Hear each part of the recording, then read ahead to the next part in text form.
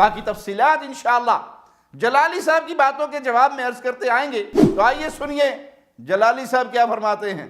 اب اس مقام پر یہ بات بھی اچھی طرح ذہن میں رہے، قرآن مجید میں لفظ دعا کا ذکر ہے، اور اس دعا کے لحاظ سے لوگ اعتراض کرتے ہیں، کہتے ہیں الدعا هو العبادہ، بس پکارنا کسی کو یہی عبادت ہے۔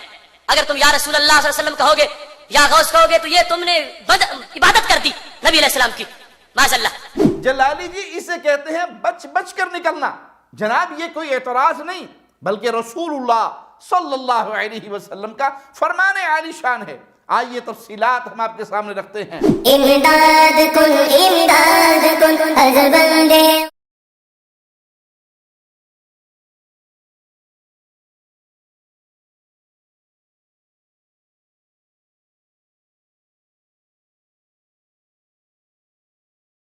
انا للہ و انا الیہ راجعون۔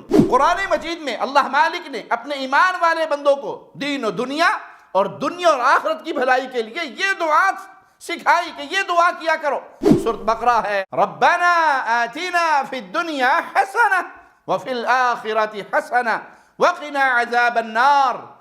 اے ہمارے رب ہمیں دنیا میں بھلائی اور آخرت میں بھلائی عطا فرما اور ہمیں آگ کے عذاب سے بچا۔ بڑی جامع دعا ہے۔ میرا خالق کا صبر دو، میرا خالق کا صبر دو، میں فقیر ہوں تمہارا، نظر کرم خدا را۔ انا للہ و انا الیہ راجعون۔ قرآن مجید تو بالکل واضح بیان کرتا ہے، یا ایہا الناس، یہاں خطاب مولا نے اہل ایمان سے نہیں کیا، اہل کتاب سے نہیں کیا، یہود و نصارہ سے نہیں کیا، بلکہ یا ایہا الناس پوری انسانیت سے مالک کا خطاب ہے۔ اے لوگو انتم الفقراء الی اللہ واللہ غنی حمید، تم اللہ کی طرح محتاج ہو اور اللہ ہی غنی اور تمام تعریفوں کے لائق ہے۔ السلام علیکم ورحمۃ اللہ وبرکاتہ۔ ان الحمد للہ نحمده ونستعينه ونستغفره ونعوذ بالله من شرور أنفسنا ومن سيئات أعمالنا، من يهده الله فلا مضل له ومن يضلل فلا هادي له، أشهد أن لا إله إلا الله وحده لا شريك له وأشهد أن محمدا عبده ورسوله، أما بعد۔ قرآن مجید میں اللہ مالک ہی سے دعا مانگنے کا حکم دیا گیا ہے، اور غیر اللہ سے دعا مانگنے کو کہیں کفر، کہیں شرک اور کہیں کافروں اور مشرکوں کی روش بتلایا گیا ہے۔ اہل السنہ اہل الحدیث نے کبھی بھی اس بات سے انکار نہیں کیا کہ دعا کے لغوی معنی پکار ہیں، اور آپ اس میں ایک دوسرے کو پکارنے، ندا کرنے، بلانے کے لیے بھی اس لفظ اور اس کے مشتقات کا استعمال خود قرآن مجید اور احادیث میں ہوا ہے۔ سورۃ النور آیت نمبر 63 سنیے، مولا فرماتا ہے لا تجعلوا دعاء الرسول بینکم کدعاء بعضکم بعضا۔ رسول اللہ صلی اللہ علیہ وسلم کے بلانے، پکارنے کو اپنے درمیان اس طرح نہ بنا لو جیسے تمہارے بعض کو بلانا۔ اس آیت میں رسول اللہ صلی اللہ علیہ وسلم کو پکارنے اور بلانے، آواز دینے کا ادب اور احترام سکھایا گیا، اور واضح فرما دیا کہ یہ معاملہ ایسا ہرگز نہیں جیسے تم لوگ آپس میں ایک دوسرے کو بلاتے اور پکارتے ہو، آوازیں دیتے ہو۔ المقصود یہاں آپس میں ایک دوسرے کو پکارنے، بلانے کا ذکر ہے، اور لفظ دعا آیا ہے۔ بالکل یقینی اور ظاہری سی بات ہے کہ یہاں لفظ دعا اپنے لغوی معنی میں وارد ہوا ہے۔ اسی طرح سورۃ الاحزاب میں منہ بولی اولاد کے بارے میں احکام بیان فرماتے ہوئے مالک فرماتا ہے ادعوہم لآبائہم ہوا اقسط عند اللہ، انہیں ان کے باپوں کی نسبت سے پکارو، یہ اللہ کے ہاں زیادہ انصاف کی بات ہے۔ یہاں بھی لفظ ادعو دعا ہی سے مشتق ہے، اسی سے نکلا امر کا صیغہ ہے، اور روز روشن کی طرح واضح ہے کہ یہاں اپنے لغوی معنی میں مستعمل ہے، اسے کوئی عبادت نہیں کہتا۔ لیکن جہاں رب العالمین کے لیے آتا ہے وہاں محض پکارنے، بلانے ہی کے معنی میں نہیں ہوتا، بلکہ دعا کے شرعی معنی میں ہوتا ہے۔ بات اس وقت چل رہی ہے بریلویہ کے کنز العلماء جلالی صاحب سے، تو انہی کے فرقے کے ایک مفتی شیخ الحدیث شیخ التفسیر محمد قاسم صاحب کی کتاب فیضان دعا سے بتاتے ہیں کہ دعا کیا ہے۔ جی ہاں، جلالی صاحب کان لگا کر خوب توجہ سے سنیے، صفحہ 37 پر لکھتے ہیں، دعا در حقیقت بندے اور اس کے خالق و مالک کے درمیان کلام، راز و نیاز اور بندگی کے اظہار کا ذریعہ ہے۔ بندہ دعا کے ذریعے اللہ مالک سے ہم کلام ہوتا اور اس کی بارگاہ میں اپنی حاجات و ضروریات پیش کرتا ہے۔ واضح ہوا دعا نام ہے رب کے ساتھ بندگی کے اظہار کا اور اپنی حاجات ضروریات مانگنے کا، اور یہ عبادت ہی کی ایک صورت ہے۔ اگر یہی صورت کوئی اللہ تعالیٰ کی بجائے اس کے بندوں اور مخلوق کے آگے رکھے تو قرآن اور حدیث کے واضح دلائل کے مطابق وہ شرک کا مرتکب ہوگا۔ باقی تفصیلات انشاءاللہ جلالی صاحب کی باتوں کے جواب میں عرض کرتے آئیں گے، تو آئیے سنیے جلالی صاحب کیا فرماتے ہیں۔ اب اس مقام پر یہ بات بھی اچھی طرح ذہن میں رہے، قرآن مجید میں لفظ دعا کا ذکر ہے، اور اس دعا کے لحاظ سے لوگ اعتراض کرتے ہیں، کہتے ہیں الدعاء هو العبادہ، بس پکارنا کسی کو یہی عبادت ہے۔ اگر تم یا رسول اللہ صلی اللہ علیہ وسلم کہو گے یا غوث کہو گے تو یہ تم نے عبادت کر دی نبی علیہ السلام کی، معاذ اللہ۔ جلالی جی اسے کہتے ہیں بچ بچ کر نکلنا۔ جناب یہ کوئی اعتراض نہیں بلکہ رسول اللہ صلی اللہ علیہ وسلم کا فرمان عالی شان ہے۔ آئیے تفصیلات ہم آپ کے سامنے رکھتے ہیں۔ اگر آپ واقعی علم اور دلیل سے کوئی تعلق رکھتے ہو تو ہماری معروضات لوگوں کے سامنے رکھ کر پھر ان کے جوابات دو۔ اپنی طرف سے اعتراض بنا کر پیش کرنا پھر اس کا جواب دینا، یہ ہمارے دلائل کا جواب نہیں بلکہ آپ کے خیالات کا جواب ہے۔ سنیے، دیکھیے، غور کیجئے۔ سنن ابی داؤد حدیث نمبر 1479، سنن ترمذی حدیث نمبر 2969، اسی طرح مسند احمد وغیرہ میں بھی نعمان بن بشیر رضی اللہ عنہ وارضاہ سے روایت ہے کہ نبی کریم صلی اللہ علیہ وسلم نے اللہ مالک کے فرمان وَقَالَ رَبُّكُمُ ادْعُونِي أَسْتَجِبْ لَكُمْ، تمہارے رب نے فرمایا مجھ سے دعا کرو میں قبول کروں گا، اس آیت کے بارے میں فرمایا الدعاء هو العبادہ، دعا عبادت ہی ہے۔ پھر آپ نے مکمل آیت تلاوت فرمائی۔ رسول اللہ صلی اللہ علیہ وسلم کے اس فرمان سے واضح ہوا کہ دعا عبادت ہی ہے، عبادت سے خارج نہیں بلکہ عبادت کی مختلف صورتوں میں سے ایک صورت ہے۔ اگر قرآن و حدیث سے بات سمجھ نہیں آتی اور دل مطمئن نہیں ہوتا تو اپنے بڑوں کی بھی سنتے جائیے۔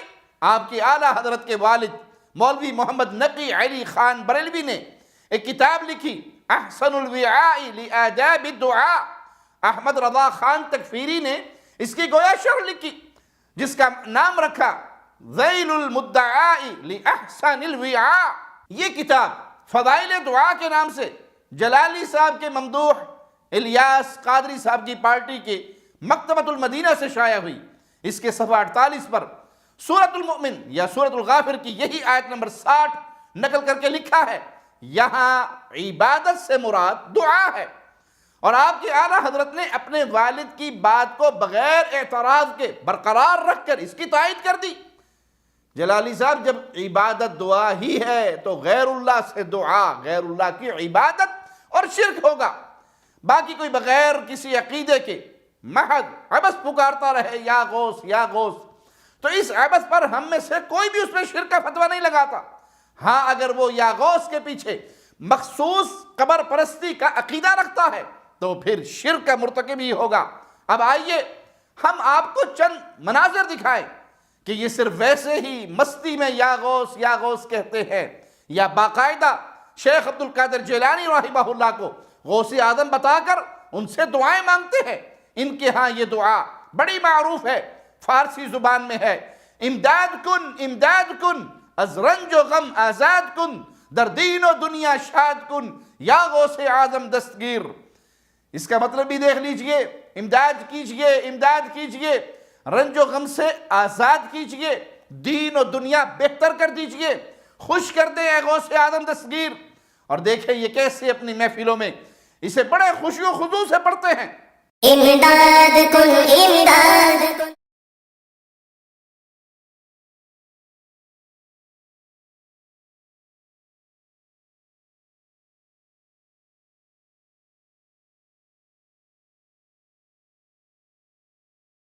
انا للہ و انا الیہ راجعون۔ قرآن مجید میں اللہ مالک نے اپنے ایمان والے بندوں کو دین و دنیا اور آخرت کی بھلائی کے لیے یہ دعا سکھائی کہ یہ دعا کیا کرو۔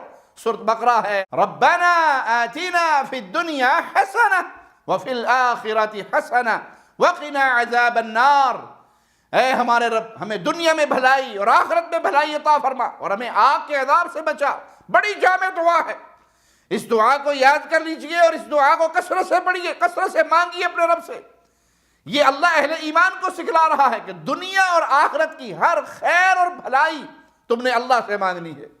لیکن یہ لوگ، یہ قبر پرست، اللہ تعالیٰ کی بجائے مخلوق سے دین و دنیا شاد آباد رکھنے کی دعائیں مانگتے ہیں، جبکہ اتنا تو خود بھی مانتے ہیں کہ دعا عبادت ہی ہے۔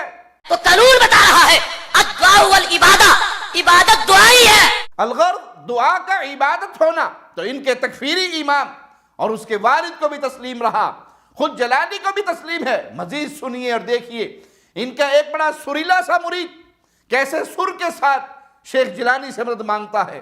یا غوث المدد یا غوث المدد یا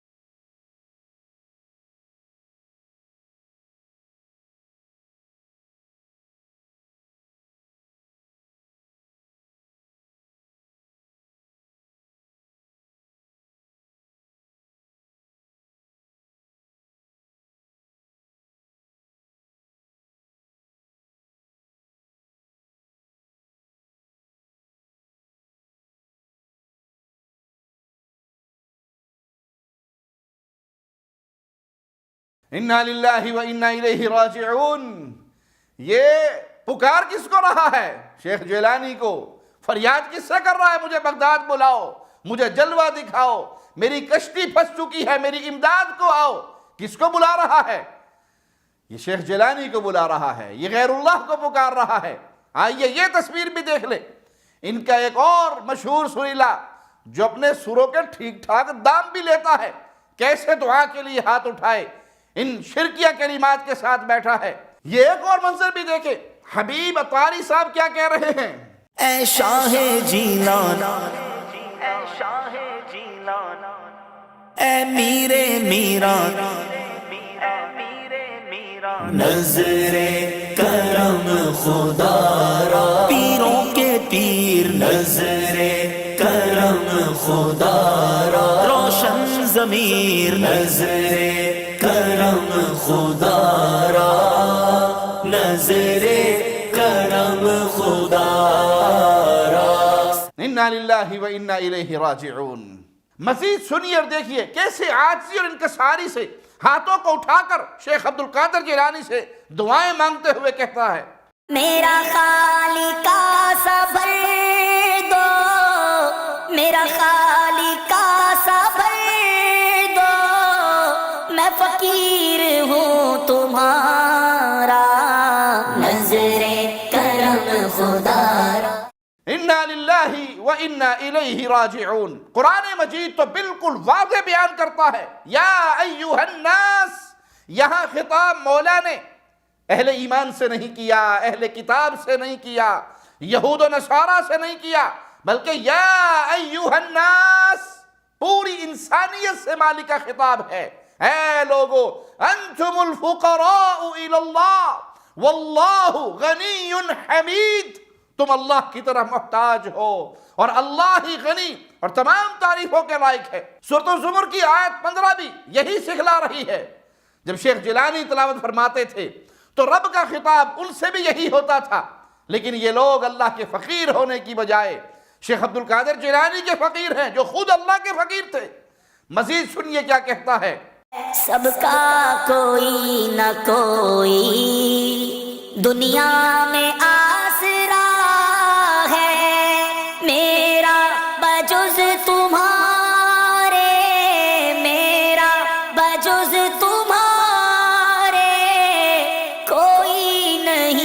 سہارا نظر کرم خدا را اے میرے میرا نظر کرم خدا را انا للہ و انا الیہ راجعون. حد ہو گئی شرک کی. یہ کہہ رہا ہے شیخ سے کہ میرا اس دنیا میں آپ کے علاوہ کوئی سہارا نہیں. یہ ظالم تو اللہ کے سہارے کی بھی نفی کر گیا. بھلا اللہ تعالیٰ کو سہارا ماننے والے ایسا کب کہتے ہیں؟ یہ دیکھیں ان کا ایک اور سریلا کیا کہہ رہا ہے. در پہ بلا لے میرا بگڑی بنا دے.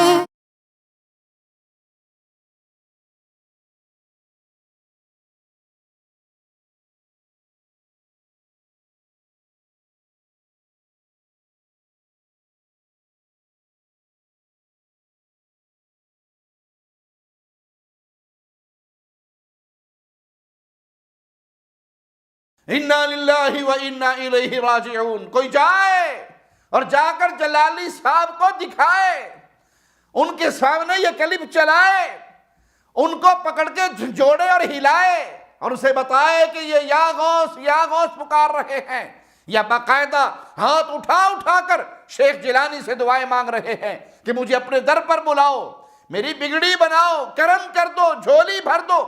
جبکہ قبر پرستوں کے امام نے بھی مانا کہ دعا عبادت ہے.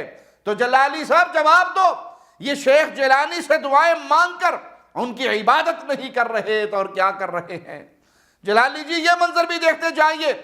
پیر الیاس قادری اپنے مقلدوں کے ساتھ جھوم جھوم کر کیا کہہ رہے ہیں، کیا کر رہے ہیں، دیکھیے ذرا.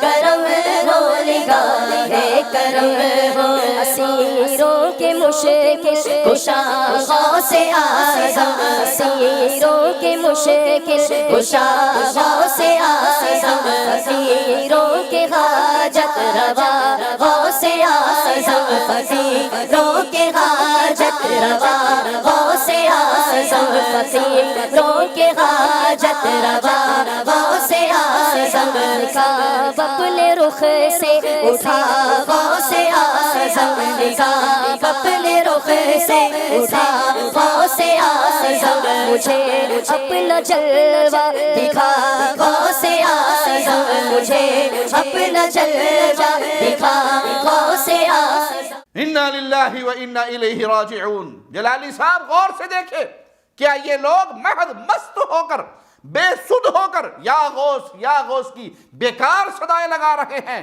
نہیں، بلکہ ان سے نگاہ کرم مانگ رہے ہیں، انہیں اپنا مشکل کشا حاجت روا بتلا کر ان سے ان کا جلوہ مانگ رہے ہیں. یہ ایک اور مکروہ شرکیہ منظر ہے، اسے بھی دیکھیے.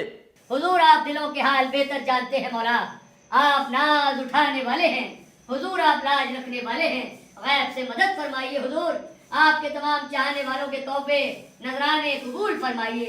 مولا غریب نواز آپ کے جد و امجد کے صدقے میں، آپ کے پیر و مرشد کے صدقے میں غلام کی زبان کی لاج رکھیے. مولا حضور اللہ کے خزانے سے عطا فرمائیے. مولا جو بے روزگار ہیں ان کو روزگار عطا فرمائیے. مولا غریب نواز جو قرضدار ہیں قرضداری سے نجات عطا فرمائیے. مولا جو بے اولاد ہیں ان کو نیک صالح اولاد عطا فرمائیے. مولا غریب نواز جو بیمار ہیں ان کو صحت کامل عطا فرمائیے. حضور مولا جن کے گھروں میں بچے بچیاں جوان ہیں مولا ان ماں باپ کو بچے بچیوں کے فرائض سے ادائیگی کی توفیق عطا فرمائیے. بچے بچیوں کی خوشیاں دیکھنا نصیب فرمائیے. مولا ایمان کی سلامتی عطا فرمائیے. صراط مستقیم پہ چلنے کی توفیق عطا فرمائیے. جلالی تو اپنی قبر پرستی کی وکالت شاید ہی چھوڑے، لیکن اے لوگو اللہ کے لیے غور کر لو. یہ مجاور کیسے ہر وہ نعمت جو اللہ رب العالمین سے طلب کی جانی چاہیے.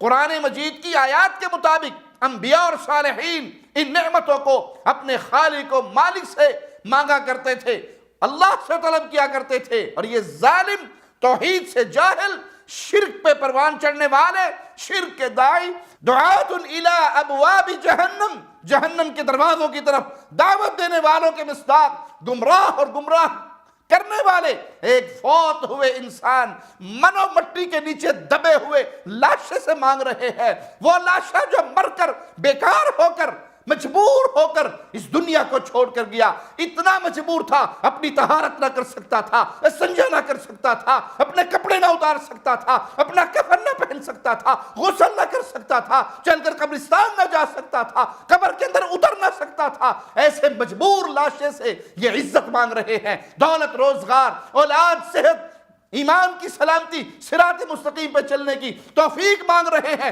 قبروں کے سامنے کھڑے ہو کر دونوں ہاتھ پھیلا کر میت سے مانگ رہے ہیں. یہ دعا کر رہا ہے, یہ ڈرامہ کر رہا ہے. اگر یہ دعا ہے تو پھر یاد کیجئے یہ غیر اللہ کی پوجا ہے, یہ غیر اللہ کی عبادت ہے. جبکہ ان قبر پرستوں کو بھی تسلیم ہے کہ دعا عبادت ہے, تو غیر اللہ سے دعا غیر اللہ کی عبادت ہوگی, اور یقیناً یہ شرک ہی کا عمل ہے.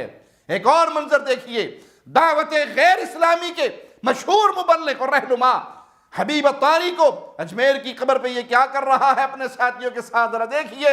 میرا بگڑا وقت سنوار دو, میرے بگڑا وقت سنوار دو, میرے خواجہ مجھ کو نواز دو, میرے خواجہ مجھ کو نواز دو.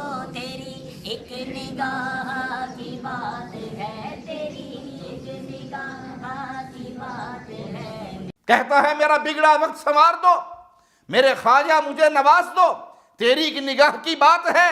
اور اس کے ساتھ ہی دونوں ہاتھ اٹھائے دعائیں مانگ رہے ہیں, بڑے سریلے انداز میں, رب العالمین سے نہیں بلکہ اللہ کے بندے, اللہ کی مخلوق اور اللہ کے فقیر سے. جلالی جی, کاش اس شرکیہ گند کا سلسلہ مختصر ہوتا, لیکن اتنا مختصر نہیں ہے. چاہ کر بھی میں آپ کو سب کچھ دکھا نہیں سکتا, البتہ اصلاح کی نیت سے وقتاً فوقتاً یہ مکروہ اور دل خراش مناظر دکھاتا رہتا ہوں. لہذا سادہ لوگ عوام کو گمراہ نہ کریں کہ جی صرف کسی کو پکار لیا تو ان کی عبادت اور شرک نہیں ہو گیا. حقیقت تو جلالی کو بھی پتہ ہوگی, لیکن قبر پرستی کی وکالت نے اسے مجبور کر دیا ہے. بات صرف پکارنے کی نہیں کہ ایک فوت ہوئے اور سینکڑوں میل دور اور زمین کے اندر مدفون فرد کو کوئی مست ہو کر پکار بیٹھے تو اس پکارنے والے کی مستی کی وجہ سے ایسی پکار کو عبث بیکار سمجھ کر نظر انداز کر دیا جائے. یہاں تو جن کو پکارا جاتا ہے ان کے بارے میں یہ عقیدہ ہوتا ہے یہ مشکل کشا ہے, حاجت روا ہے, بیماریوں سے شفا دینے والے ہیں, دلوں کے حال سے واقف ہے, روزگار عطا کرتے ہیں, بے اولاد کو اولاد دیتے ہیں, عزت دیتے ہیں, ذلتوں سے بچاتے ہیں. اور دعا کی صورت میں ان مردوں سے یہ زندے یہ چیزیں طلب کیا کرتے ہیں. جبکہ رب سے دعا عبادت ہے اور غیر اللہ سے دعا اس غیر اللہ کی عبادت اور شرک ہے. اس کے دلائل ہم جلالی کی اگلی باتوں کے جواب میں پیش کریں گے. اللہ کی توفیق سے یہ بات روز روشن کی طرح واضح ہو جائے گی کہ جلالی کی یہ کانفرنس توحید کانفرنس نہیں بلکہ رد توحید اور دعوت شرک ہے, تحفظ شرکیہ عقائد ہے, دفاع قبر پرستی کانفرنس ہے. ہر لمحہ قرآن اور سنت کا ترجمان, فاضلۃ الشیخ توصیف الرحمان.